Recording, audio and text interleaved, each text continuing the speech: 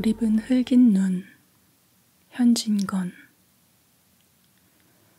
그이와 살림을 하기는 내가 19살 먹던 봄이었습니다.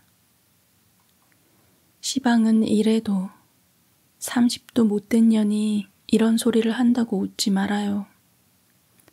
기생이란 20살이 환갑이라니 30이면 일테면 100세 장수한 할미장이가 아니에요. 그때는 괜찮았답니다. 이 푸르족족한 입술도 발그스름하였고 토실함 뺨볼이라든지 시방은 총로란 별명조차 듣지만은 오동통한 몸피라든지 살성도 희고 옷을 입으면 맵시도 나고 걸음걸이도 멋이 있었답니다. 소리도 그만저만이 하고 춤도 남의 흉내는 내었답니다. 화류계에서는 그래도 누구하고 이름이 있었는지라 호강도 웬만히 해보고 귀염도 남부럽지 않게 받았습니다.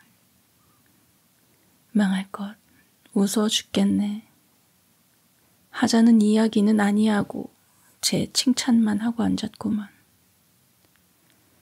어쨌든 나도 한 시절이 있은 것은 사실입니다. 해 구멍이 막히지도 않아 요리집에서 인력거가 오고 가고만 보면 새로 2점 석점 전에는 집에 돌아온 적이 별로 없었습니다. 그나마 집에 와서 곧 자느냐 하면 그렇지도 않아 대개 집에 손님이 기다리고 있기도 하고 또는 손님과 같이 올 때가 많았습니다. 그래가지고 또 고달픈 몸을 밤새도록 고달프게 굴다가 해 뜬 뒤에야 인제 내 세상인가 보다 하고 간신히 눈을 붙이면 사정 모르는 손들이 낮부터 달려들어서 고단한 몸을 끌고 꽃구경을 간다, 들놀이를 간다, 절에를 나간다 합니다. 그려. 그러니 몸이 피로치 않을 수 있습니까? 놀기란 참 고된 일입니다. 어느 때는 사지가 늘어지고 노는 것이 딱 싫고 귀찮아서 인연의 노릇을 언제나 마나 하고 탄식이 나옵니다. 그럴 때에 나의 눈앞에 그이가 나타났습니다. 나보다 4해 맞이인 그는 귀공자답게 얼굴도 곱상스럽고 돈도 잘 쓰며 노는 품도 재미스럽고 호기로웠습니다. 나는 그만 그에게로 마음이 솔깃하고 말았지요. 그이도 나에게 적지 않게 빠진 모양이었습니다. 그럭저럭 관계가 깊어가자 그이는 나와 살자고 조르지 않겠습니까? 마침 기생 노릇도 하기 싫던 차이고 밉지도 않은 사내라 내심으론 이게 웬 떡이냐 싶었지만 그래도 기생 행투가 그렇지 않아 이 핑계 저 핑계로 그 일을 바싹 달게 해서 돈 1,000원이나 착실히 빼앗아서 어머니를 주고 마지못해 하는 듯이 살림을 들어가게 되었습니다.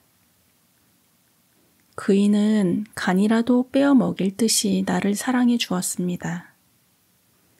나를 얻기 전에도 오입게나 해본 모양이었으나 나이가 나이라 어리고 참다운 곳이 있었습니다. 나의 말이면 콩을 파치라 해도 고지 들었습니다. 나의 청이라면 무엇이고 낙종치 않는 것이 없었습니다. 이 눈치를 알아본 나는 그이로부터 가진 것을 졸라내었습니다. 우리든 집문서도 내 이름으로 내게 하고 자기의 농이랑 자기의 거리랑 한간 벽에 맞는 큰 체경이랑 물론 온갖 비단과 포목을 필필이 들여오게 하고 철철에 따르는 비녀며 사흘거리로 진고개에 가서는 순금 반지, 진주 반지, 보석 반지를 사게 하였습니다. 이 외에 어머니의 생신이라는 둥, 일가의 혼례에 쓴다는 둥, 장사에 쓴다는 둥, 빚을 졌다는 둥, 갖은 핑계를 만들어서 그의 돈을 긁어내었습니다. 무슨 내 변명이 아니라 이런 짓을 한 게 전부가 나의 욕심 사나운 까닭도 아닙니다. 사라고 하고 달라고 하는 그것이 어쩐지 좋고 재미스럽기도 하였어요. 그리고 또 그것이 그에게 피우는 애교이고 아양이었어요. 그것뿐도 아니죠. 내 말이라면 어느 정도까지 들어주나 곧 그이가 나한테 홀리였는지를 자질도 하고 싶고 뜻대로 성공하면 물건을 얻은 것보다 몇 갑절 더 기뻤습니다. 물론 어머니가 뒷구멍으로 부추기기도 하였지만 그인들 면만금을 제 수중에 두고 쓰는 게 아니라 아버지를 팔고 빚을 내는 것이 하루 이틀 아니고 물 쓰듯 하는 돈을 언제까지 데워갈 수가 있겠습니까? 같이 산 지 석 달이 못 되어 돈 주변할 길이 막힌 모양이었습니다. 아무리 귀한 자식의 빚봉수라도 한 번, 두 번이지 전부 아버지가 갚아줄 리가 있겠어요? 더구나 구두쇠로 유명한 그의 부친이 그때까지 참은 것도 장한 일이죠. 마침내 너 같은 놈은 자식으로 알지도 않으니 죽든지 살든지 나는 모르겠다 하게 되었습니다. 그 전에도 여러 번 그러고 얼렀지만 이제는 아주 사실로 나타나게 되었겠죠. 빗장이가 벌떼같이 일어났습니다. 요리집에서, 금은방에서, 선전, 드팀전, 더구나 고리대금 업자한테서 빗장이는 문간을 떠날 새가 없었습니다. 부잣집 외동아들로 자라나 도무지 졸리는 것을 모르던 그이는 단박에 입술이 바싹바싹 말라가기 시작하였습니다. 문간에서 찾는 소리만 나면 온몸을 옹성거리고 얼굴이 파랗게 질리는 꼴이란 곁에서 보아도 가엾었습니다. 빛에 졸리는 꼴이 딱하기도 하고 또 자격지심도 나서 나 때문에 이런 곤란을 당하시죠. 내가 몹쓸 리언이야 하면은 그이는 그게 무슨 말이야 하며 질색을 하고 왜 채선이 때문이람 내가 못생긴 탓이지 하고는 도리어 면목 없는 듯이 고개를 숙이었습니다. 이런 중에 그에게 또 기막힌 일이 생겼죠. 그것은 다른 일이 아니라 그이가 돈 쓰기도 급하였고 또 못된 동무의 꾀임에 빠져 아버지의 도장을 위조하여 빚을 낸 일이 발각이 된 것이에요. 돈 꾸어준 놈도 물론 알고 한 일이지만 그의 아버지가 나는 모른다고 딱 거절을 하니까 이제는 그 일을 보고 얼그딱딱거리며 사기를 했느니 인장 위조를 했느니 만일 일주일 안에 갚지 않으면 고소를 하느니 하고 야단을 합니다. 간이 작고 마음이 어린 그는 얼굴이 새파랗게 타들어가겠죠. 몇 번 그의 어머니를 세에 두고 또는 직접으로 자기 아버지께 말을 해보는 모양이었으나 도무지 일이 안 될 줄은 그 찡긴 눈썹과 붙어진 새죽지 같은 어깨를 보아도 짐작할 수 있습디다.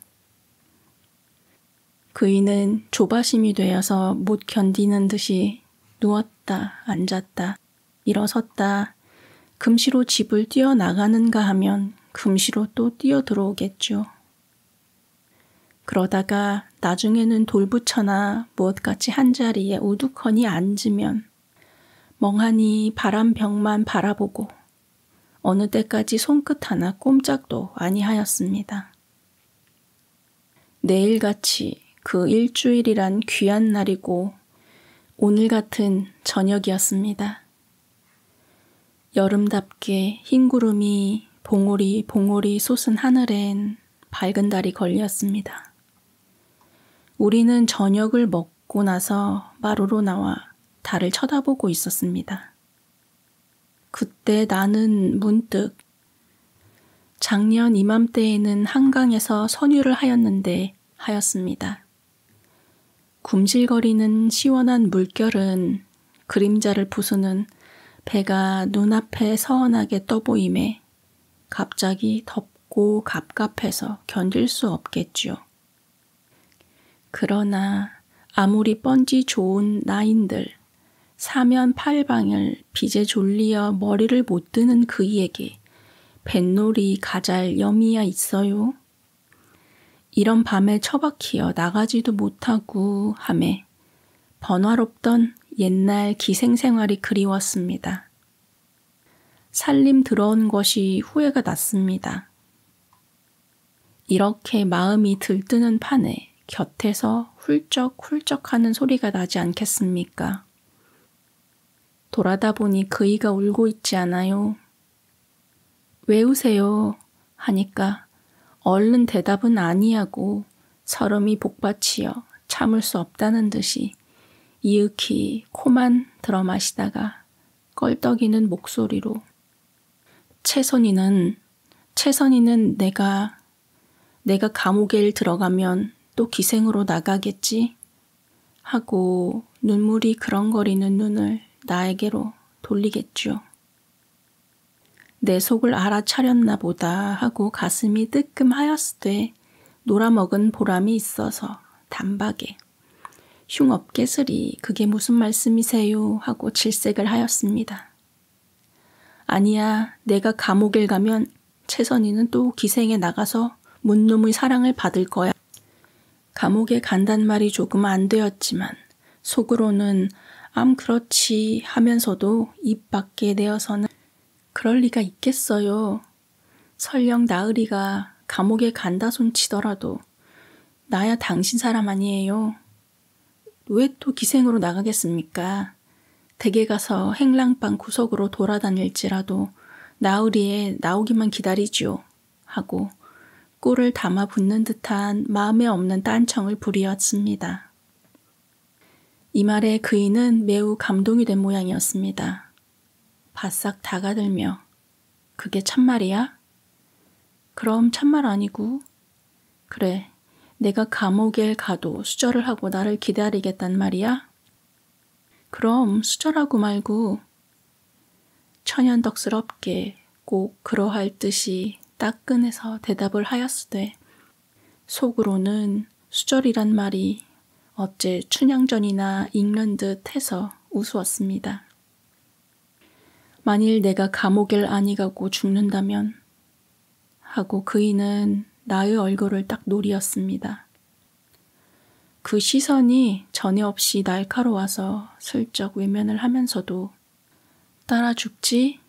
하고서 정승맞게 너 죽고 나 살면 열려되나 한강수 깊은 물에 빠져나 죽지 하는 노래를 읊었습니다. 나도 죽일려니지요. 그 소리를 들으며 그이는 또 얼빠진 듯이 우두커니 앉았다가 무슨 단단한 결심을 한 것 같이 벌떡 일어서며 채선이 할 말이 있으니 방으로 들어가자 하지 않겠어요. 나는 또 안고 끼고 하려나 보다 하였습니다.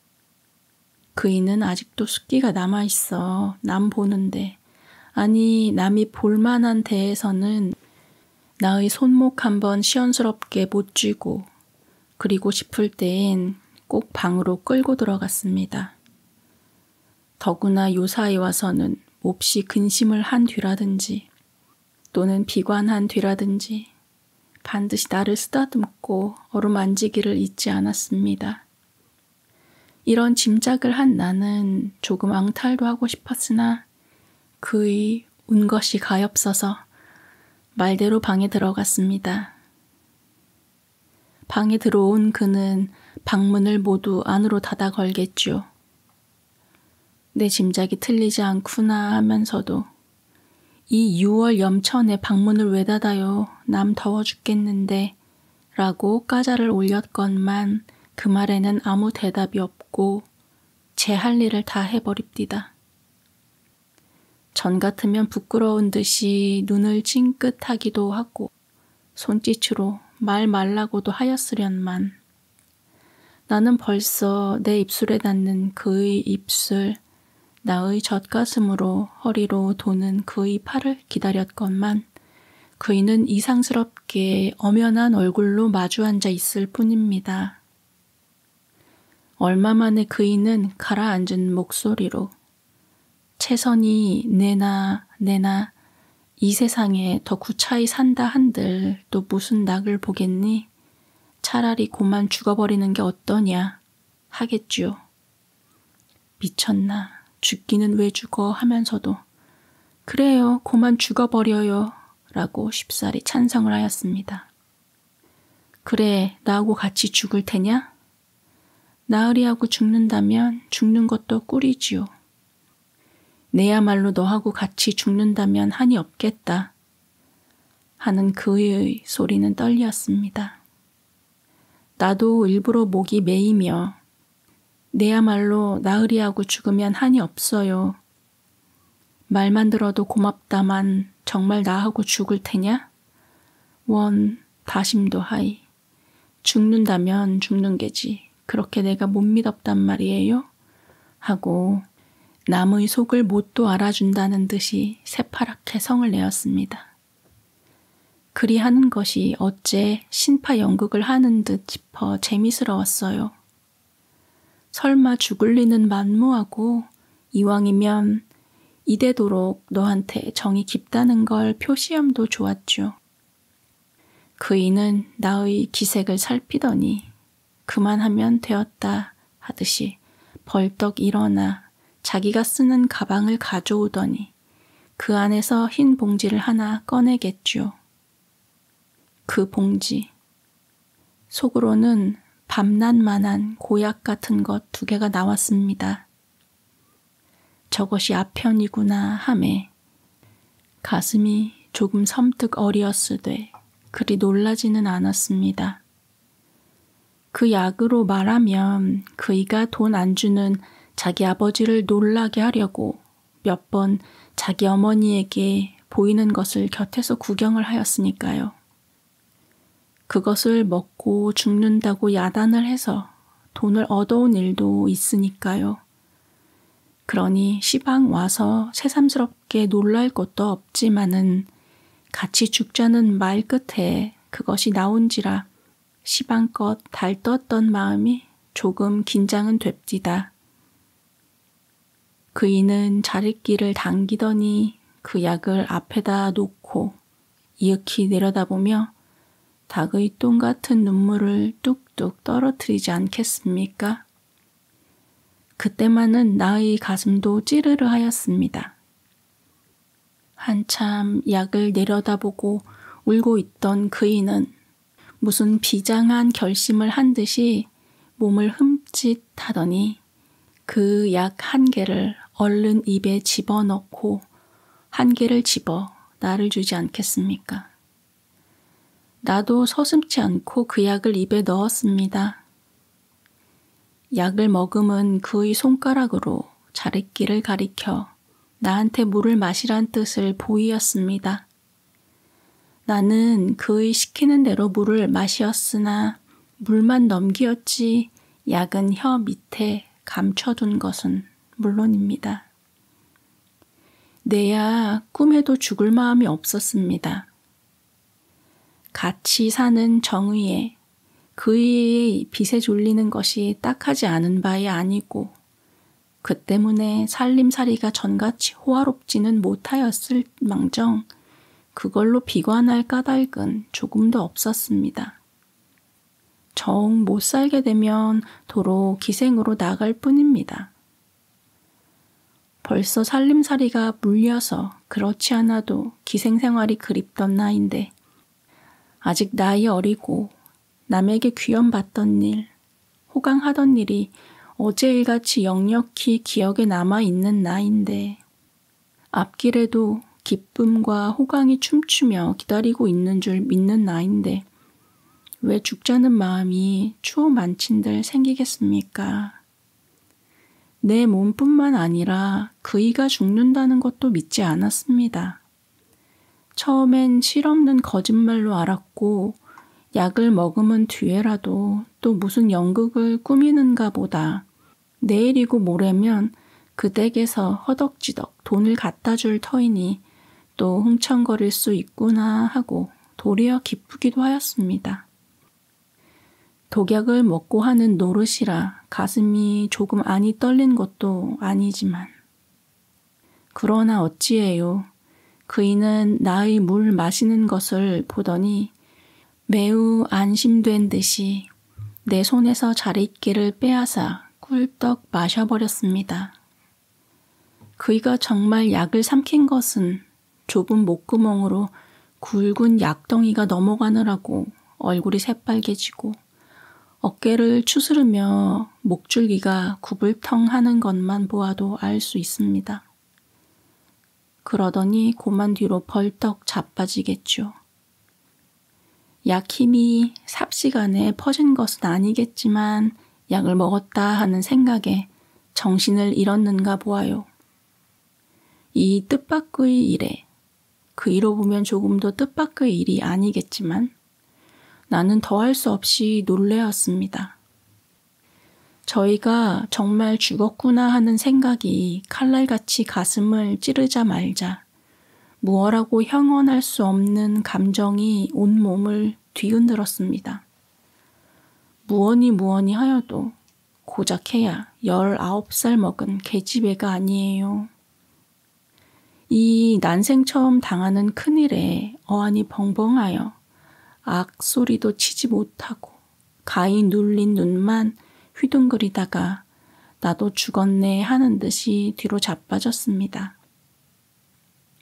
얼마 되지 않아 그이가 벌떡 일어나 미친 듯이 방 안을 왔다 갔다 하지 않아요. 아편을 먹으면 자는 듯이 두 손으로 가슴을 쥐어 뜯으며 핫핫 하고 괴로운 숨을 토합디다.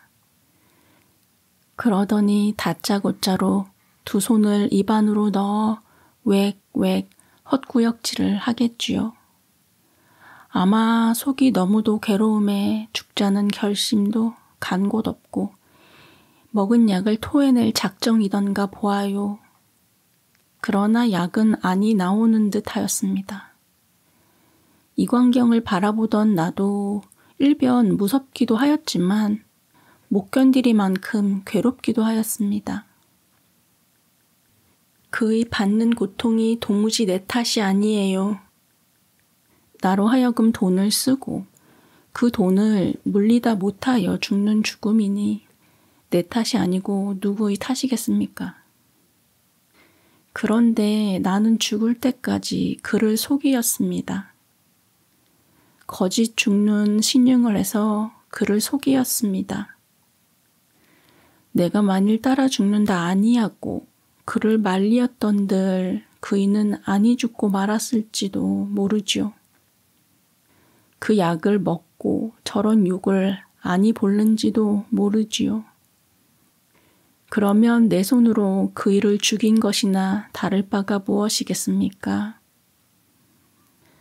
그때야 물론 이렇게 사리를 쪼개서 생각은 안 했지만은 차마 그의 괴로워하는 꼴을 볼 수는 없었습니다.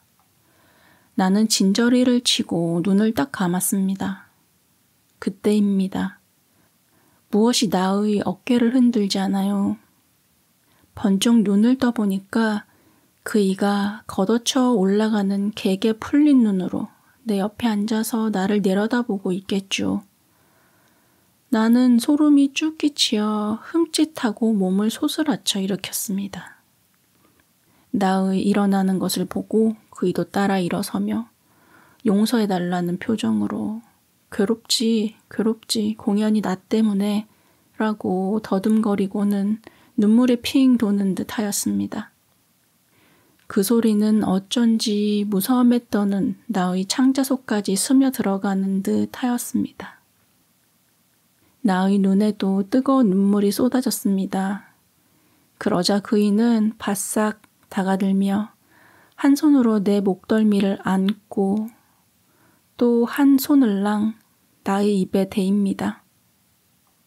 죽어가는 그이, 아니 벌써 송장이나 진배 없는 그이의 손이 나에게 닿았건만 나는 조금도 전같이 두렵고 무서운 증이 들지 않았습니다.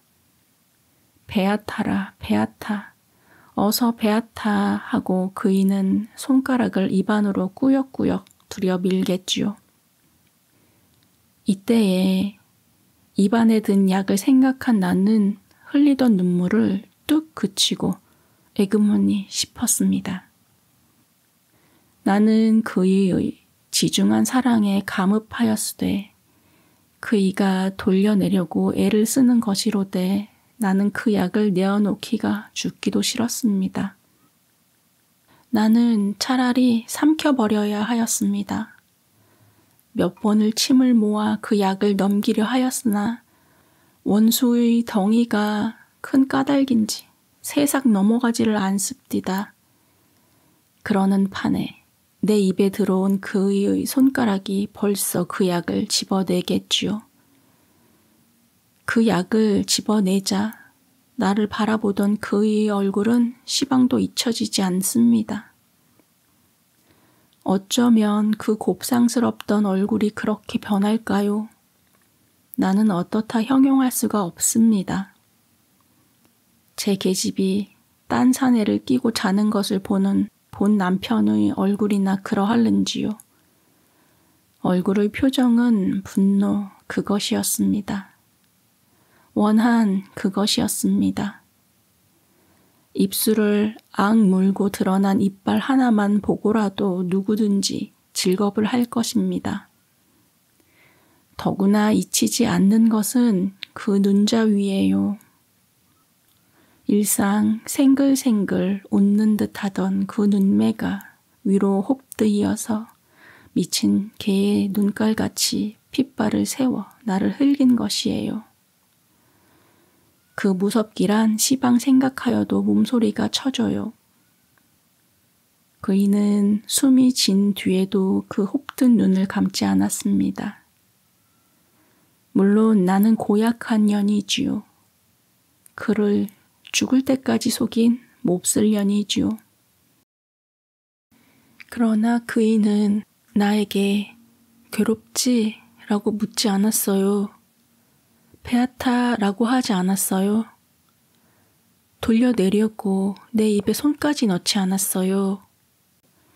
그러다가 약을 삼키지 않고 그저 있음을 보았으면 내 마음은 어떠하든지 그이는 죽어가면서도 나를 생각한 만큼 거룩한 사랑을 가진 그이는 기뻐해야 옳을 일이 아니에요. 좋아해야 옳을 일이 아니에요. 그렇게 성을 내고 나를 흘길 일이 무엇이에요? 내 그른 것은 어찌 같든지 그때에는 그이가 야속한 듯 싶었어요. 야속하다니보담 의외이었어요. 그런데 시방 와서는 그 흘긴 눈이 떠오를 적마다 몸서리를 치면서도 어째 정다운 생각이 들어요. 그립은 생각이 들어요.